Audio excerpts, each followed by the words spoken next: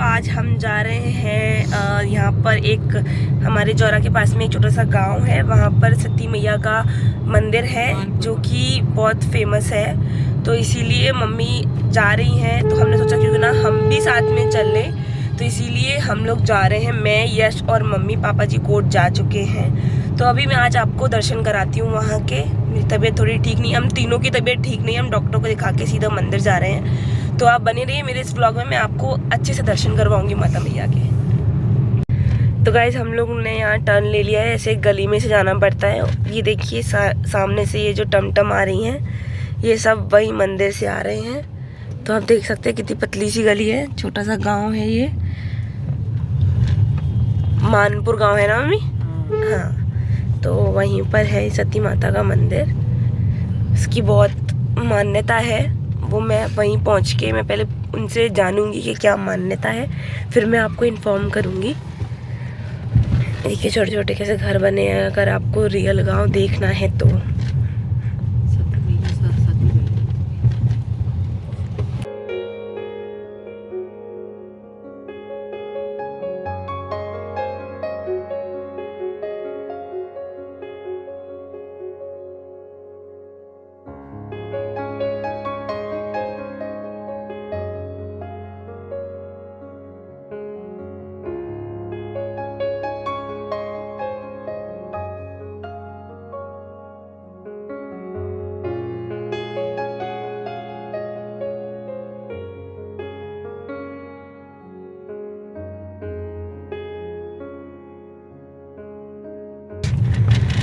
ये हम मंदिर पहुंच गए हैं।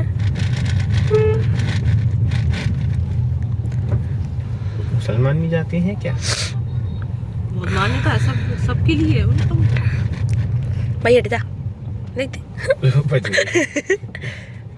डर के क्यों भागी?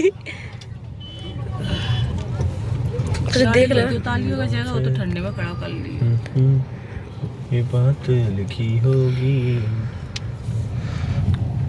जहाँ नहीं है जगह जो आगे ले चल है तो ऊपर ये बीच में इसने तो बिछा के रखा है।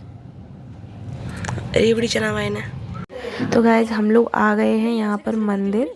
आप देख सकते हैं कि यहाँ पर कितनी ज़्यादा भीड़ है, और यहाँ पर है ना कितनी लोगों ने छोटी छोटी शॉप्स लगा के रखी हैं प्रसादी की। और यहाँ पे प्रसाद में ना मगध के लड्डू, मतलब जो बेसन के लड्डू होते हैं वो, और है ना रेवड़ी चना वगैरह और लाई वगैरह ये सब मिलता है यहाँ प्रसाद में, जो माता रानी को चढ़ाया जाता है।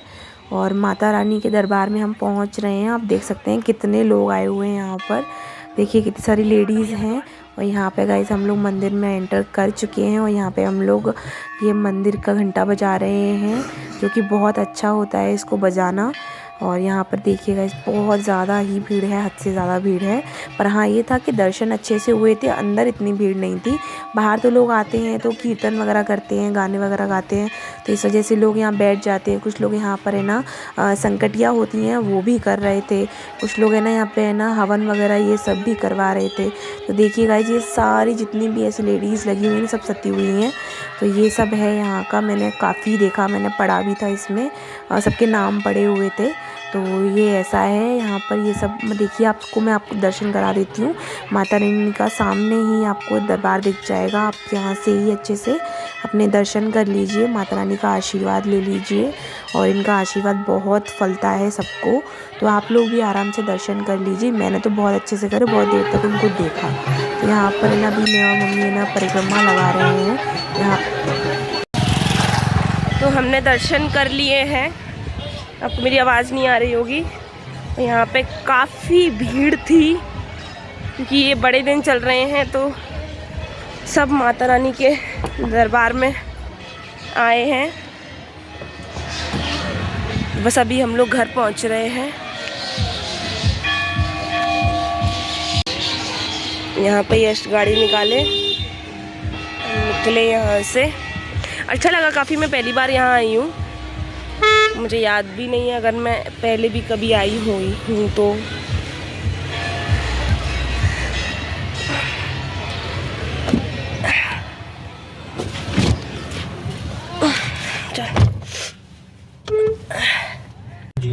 दर्शन अच्छे से हो चुके हैं। ये देखिए मैंने टीका भी लगाया, माता रानी का एक अलग ही वहाँ पे दरबार सा था, अच्छा लगा काफ़ी। तो जो मान्यता है वो मम्मी बताएंगी, मुझे नहीं पता बेसिकली। तो मम्मी क्या मान्यता है यहाँ की? बेटी तो नेटेरा की थी, वो मानपुर में ससुराल थी। तो इनके पति शांत हो गए थे, तो एकदम खबर आई, तो इनकी माँ से कहा, माँ ऐसी ऐसी खबर आई। तो माँ बोली कि बेटा ऐसा कुछ नहीं है। कि नहीं माँ, तुम झूठ बोल रही हो। तो माँ ने बहुत समझाया जी, मानी नहीं थी। तो माँ बेटी कंडे थाप रही थी दोनों। तो माँ को शराब दे के आई थी। माँ उनको जाने नहीं दे रही, तो शराब दे के आई थी। शराब से उनको दे के बोली कि तुम्हारे कुल में हमेशा जिंदगी भर एक गूंगा या बहरा कुछ भी होगा पैदाइश। फिर वो रोती रोती बिगलती हुई गोबर के हाथ बिगड़े थे, और गोबर के हाथ बिगड़े थे और गोला बना के लाई थी गोबर के दोनों हाथों में। तो घर पे आई है, घर पे आके भाभी से बोली है कि भाभी ऐसी सी बात है। तो भाभी ने भी समझाया, तो भाभी से बोली, भाभी ने कहा बेटा दूध पी जा।